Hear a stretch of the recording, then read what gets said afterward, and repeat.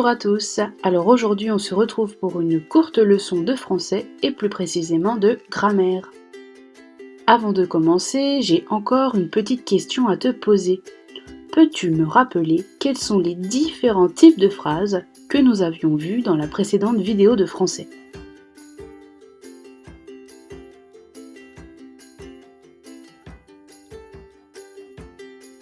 C'est exact.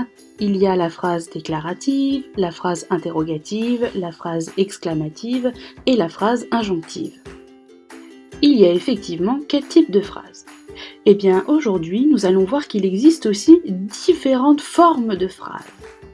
Allez, on regarde ça, reste connecté, c'est parti !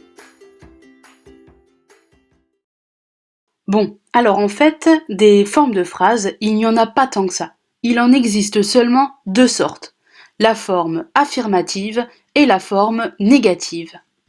Alors on va d'abord s'intéresser à la phrase à la forme affirmative. Comme son nom l'indique, cette phrase sert à donner une affirmation ou à exprimer notre accord. Par exemple, Andrea prend le métro. Si on veut maintenant transformer cette phrase à la forme négative, pour nier quelque chose en fait, on aura donc Andrea ne prend pas le métro. À l'écrit, il faut toujours mettre le ne, même s'il arrive qu'on l'oublie à l'oral.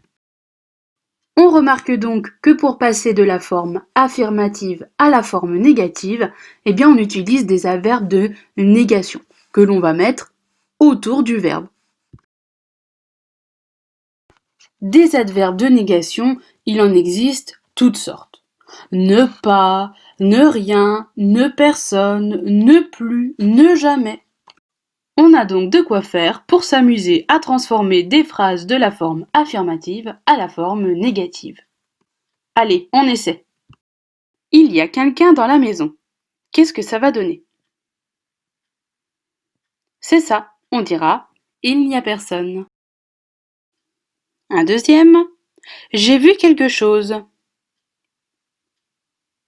Et oui, on dira « je n'ai rien vu ». Enfin, un dernier, il y en a encore. Et oui, on dira « il n'y en a plus ». Nous avons bien à chaque fois rajouté nos adverbes de négation autour du verbe. Et voilà, cette vidéo est maintenant terminée. Sache que tout ce travail sur les formes de phrases te servira et te sera très utile en rédaction. En attendant, je te souhaite bon courage et je te dis à très bientôt.